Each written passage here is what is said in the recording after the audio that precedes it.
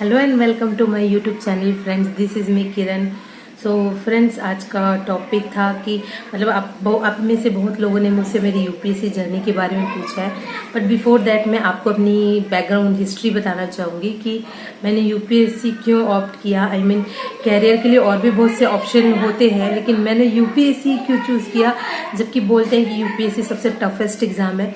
तो घर पे मतलब ये वीडियो आप जरूर लास्ट तक देखना। अगर आपके घर में कोई पढ़ने वाला बच्चा हो या आप खुद भी पढ़ रहे हो तो ये वीडियो आपको काफ़ी हेल्पफुल हो सकती है, क्योंकि मुझे लगता है हमें लाइफ में वो चीज़ करनी चाहिए जिस चीज़ पे हमको इंटरेस्ट हो, ना कि सोसाइटी के प्रेशर में या लाइफ के साथ कॉम्प्रोमाइज़ करके। लाइक मैंने कॉम्प्रोमाइज़ किया अपने इंटरेस्ट के साथ, तो इसलिए मेरे को हिस्ट्री बताना इम्पोर्टेंट है। अगर बोलते हैं ना कि लता मंगेशकर से आप क्रिकेट खिलवाते तो क्या वो इतनी फेमस होती, या सचिन तेंदुलकर को आप गाना गवा देते, इस टाइप की जो बात है मेरे लाइफ में भी ऐसे ही हुआ। तो UPSC was not my dream.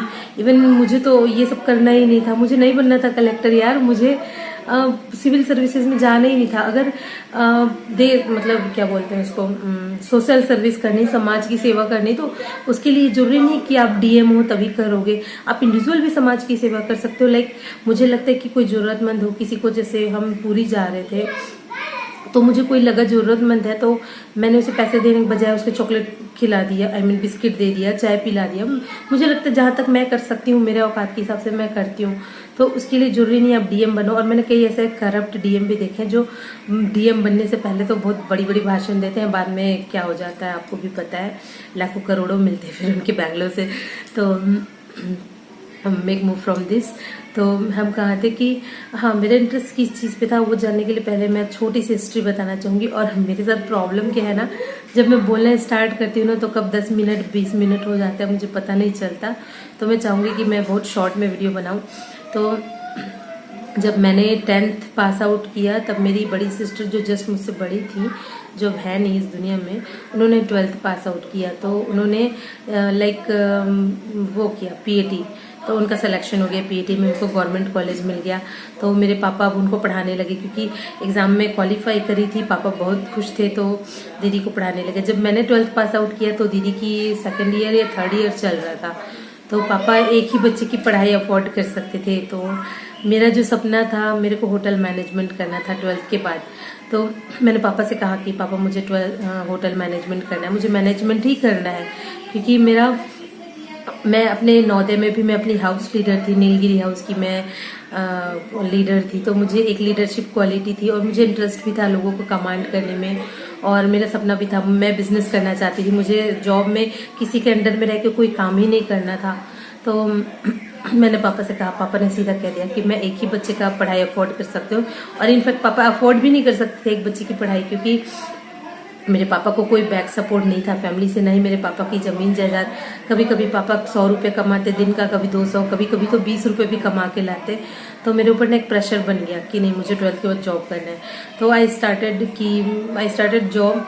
मैंने 12th के बाद से जॉब किया, कभी स्कूल में पढ़ाया, कभी कहीं प्राइवेट। मेरा कंप्यूटर साइंस सब्जेक्ट था, मैंने कॉमर्स विद कंप्यूटर साइंस लिया था। तो कहीं टैली का काम हो, कंप्यूटर का काम हो, तो वो सब मैं छोटे मोटे जॉब मैंने किया, क्योंकि मुझे अपनी सिस्टर को पढ़ाई के लिए पैसे भेजने होते थे। और गवर्नमेंट कॉलेज होने के बाद भी डेली ट्रैवल करना, और भी बहुत एक्सपेंसेस होते हैं कॉलेज में, आप जान सकते हो। तो वो सब, तो मेरी बड़ी वाली सिस्टर स्टिचिंग करती थी, मैं जॉब करके, हम अपनी मंजरी वाली दीदी को पढ़ा रहे थे। तो मेरे साथ था कि नहीं, अब मेरे को कॉम्प्रोमाइज़ करना पड़ेगा अपने सपनों के साथ। और मैंने किया भी। इनफैक्ट मैं मतलब रेगुलर की स्टूडेंट थी, पर मैं कॉलेज नहीं जाती थी, मैं सिर्फ जॉब करती थी। शाम को 5 बजे आती थी, फिर घर के काम करती थी, इस टाइप का। फिर मैंने छोड़ ही दिया था, मुझे होटल मैनेजमेंट करना है। फिर फाइनल ईयर होने के बाद मुझे लगा कि नहीं यार, अब मैं करती हूँ कुछ अपने लिए। मैं रायपुर गई, मैंने बहुत जॉब ढूंढा, मतलब मैं हर जगह इंटरव्यू देती थी, मतलब चप्पल घिस गए थे चलते चलते। और बाद में मुझे फिर पता चला कि अभी भी मैं होटल मैनेजमेंट कर सकती हूँ बीकॉम के बाद। तो मैंने फीस स्ट्रक्चर और एंट्रेंस सब पता किया। मुझे कुछ पैसे, हैवी अमाउंट में पैसा चाहिए था।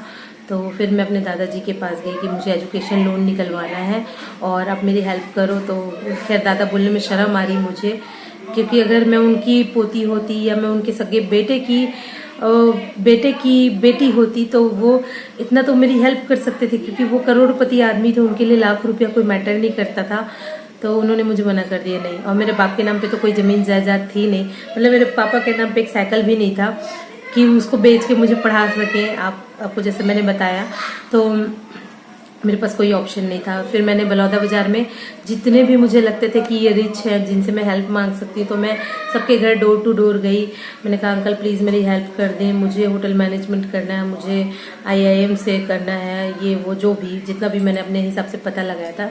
तो एवरीबडी डिनाइड कि नहीं कर सकते। अब जब अपने घर का बंदा हेल्प नहीं कर रहा हो तो बाहर के लोग भी कैसे ट्रस्ट कर सकते हैं। तो ये हुआ। फिर मैंने होटल मैनेजमेंट का भी सपना छोड़ दिया और that was my biggest dream. शायद मैं कुछ और हाथ पैर लगाई होती, मारी होती, कुछ मेहनत करी होती तो शायद आज मैं अपनी लाइफ में सक्सेस होती, क्योंकि वो मेरा इंटरेस्ट का फील्ड था, मुझे बहुत इंटरेस्ट था। तो फिर मैंने अपना मैनेजमेंट वाला छोड़ ही दिया कि चलो ठीक है। फिर मुझे किसी ने बोला कि आप एक काम करो, आप UPSC की प्रिपरेशन करो, उसके लिए पैसे नहीं लगते, आपकी सिर्फ मेहनत लगती है। तो मैंने कहा ठीक है चलो UPSC की प्रिपरेशन करते। फिर मैं UPSC की प्रिपरेशन के लिए चली गई बिलासपुर। यार मैंने ना मेरा ट्राइपॉड का मैंने बताया ना, उसकी तीनों टंगड़ियाँ टूटी हुई ना, तो मैं मेरी बेटी की स्कूल बैग में से टिका के वीडियो शूट कर रही हूँ, तो वो कभी मूव हो जाता है ना तो गिर जाता है। तो ठीक है। फिर हुआ यूँ कि मैं बिलासपुर गई और मैंने कोचिंग स्टार्ट करी वहाँ पे। पर फिर होता है ना कि, और दिल्ली में भी सेम थिंग हुआ मेरे साथ। मैं दोनों जगह की एक साथ बताती हूँ। जब मैं दिल्ली भी गई ना, तो दो टाइप के लोग होते हैं जो एक अभाव में ना एक्सेल कर जाते हैं, जैसे कि दिव्या तंवर है। मैं बहुत रेस्पेक्ट करती हूँ ऐसे लोगों की जो अपने अभाव में ना स्ट्रगल में अपना मतलब लड़ के पार कर लेते हैं। और कुछ होते हैं ना जो अभाव में सोचते रहते हैं, मतलब अपने आप उस अभाव से ना अपने आप को कभी बाहर निकाल नहीं पाते या उस चीज़ को अपने ऊपर हावी कर लेते हैं। तो मैं उनमें से हूँ, सेकंड वालों में से। मैं ना वो उस चीज़ से ना बाहर ही नहीं आ पाती थी। मुझे लगता था मेरे घर वाले मुझे कहाँ से पैसे भेज रहे होंगे, मेरे घर वाले कितनी मेहनत कर रहे होंगे, मैं यहाँ ये खा रही हूँ, मेरे घर वाले क्या खा रहे होंगे। तो वो चीज़ें ना दिमाग में आती थी ना, तो मेरे पढ़ाई से ना एकदम कॉन्सेंट्रेशन खराब हो जाता था। और कुछ होते हैं कि अभाव में बोलते हैं कि नहीं यार मैं तो पढ़ूंगा, मेरे बाप ने खेत बेच लिया, मुझे तो कुछ बनना है। तो मैं ना उनमें से नहीं हो पाई, क्योंकि मैं एक लड़की हूँ, बेटी हूँ। मैं अपने बाप के बारे में, अपने फैमिली के बारे में बहुत ज़्यादा सोचने, मतलब अभी भी मेरे साथ यही इशू है। अगर मुझे कोई चीज़ चाहिए, मैंने माँ से कहा तो फिर मैं सोचने भी लग जाती हूँ। मैंने माँ से डिमांड तो कर ली, पर वो माँ मेरी पूरी कैसे करेगी, ये सब बातें होती मेरे साथ। तो दिल्ली में भी यही हुआ कि मुझे मंथ के जितने पैसे आते थे तो उसमें भी मैं सोचती थी इस पैसे को भेजने के लिए मेरे घर वाले कितना स्ट्रगल कर रहे होंगे। तो वो सब चीज़ें से ना मैं ओवरकम नहीं हो पाई, और मैंने और भी बहुत सारे मिस्टेक किया, नॉट ओनली दिस। तो ये मेरी जर्नी थी। तो इस मतलब ये पूरी स्टोरी सुनाने का मोरल ये है ना कि मैंने जो UPSC चूज़ किया वो मेरे इंटरेस्ट का था ही नहीं। मुझे कभी IAS बनना ही नहीं था यार, मुझे कभी DM बनना ही नहीं था। तो मैंने इसलिए, मैं शायद उस फील्ड में इसलिए अच्छा नहीं कर पाई। लेकिन अगर मैं शायद होटल मैनेजमेंट करी होती या कोई भी मैनेजमेंट का कोर्स करी होती, चाहे प्राइवेट ही सेक्टर में होती या पब्लिक सेक्टर किसी भी में होती, पर शायद मैं अपनी लाइफ में कुछ अच्छा कर रही होती।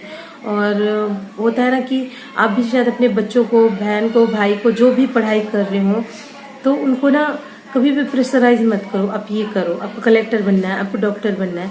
वो जो बनना चाहते हैं उनको जिस चीज़ में इंटरेस्ट हो उस चीज़ में करने दो। तो वो अपनी फील्ड में, जैसे कि मेरा एक भाई है DK808 जिसका YouTube चैनल है, आप सब जानते हो, he is well known YouTuber. तो वो कभी डेस्क जॉब नहीं कर सकता, उसको घूमना फिरना, जंगलों में जाना, पहाड़ों में जाना अच्छा लगता है, इसलिए वो इस फील्ड में बहुत अच्छा परफॉर्म कर पाता है। पर उसको कोई बिठा दे कि नहीं आप बैठो, आपको 8 घंटा यहाँ पे बैठ के पेपर पेन वर्क करना है, तो वो कभी नहीं कर पाएगा। इसलिए कहते हैं ना कि आपको जिस चीज़ में इंटरेस्ट हो आप वो काम करो। तो ये था मेरा बैकग्राउंड की। और बाकी हाँ, फिर ऐसा नहीं कि मैंने ऑनेस्टली पढ़ाई नहीं करी, मैंने पढ़ाई करी, पर कुछ सिचुएशंस और कुछ सर्कमस्टांसेस ऐसे बन गए, मेरे फैमिली की कंडीशन भी ऐसी थी। मतलब मेरे पापा अकेले कमाने वाले और 4 भाई 4 बहनें खाने वाली, सबका शादी का टेंशन, एजुकेशन का टेंशन और बहुत सी बातें थी। और मेरे जो दादा दादी, फिर से माफ़ी मांगती हूँ, दादा दादी नहीं, मतलब मेरे पापा के माँ बाप, उनसे हमारे रिलेशन अच्छे नहीं थे, तो उन सब चीज़ों का भी टेंशन। तो लाइफ में बहुत सी टेंशन थी, वो चीज़ें मैं बाद में शेयर करूँगी। But moral of the story is, आप वो करो जो जिसमें आपको इंटरेस्ट हो। समाज की, सोसाइटी की मत सोचो, क्योंकि सक्सेस में तो ताली बजाने सब आएंगे, पर जिस दिन आप फेल हो जाओगे ना तो आपका आंसू पोंछने कोई नहीं आएगा। तो आज के लिए फ्रेंड्स इतना ही। और आज मेरे एकादशी का फास्ट है, तो मैं जा रही हूँ बस अपना फलाहार करने। तो ठीक है फ्रेंड्स, बाय बाय।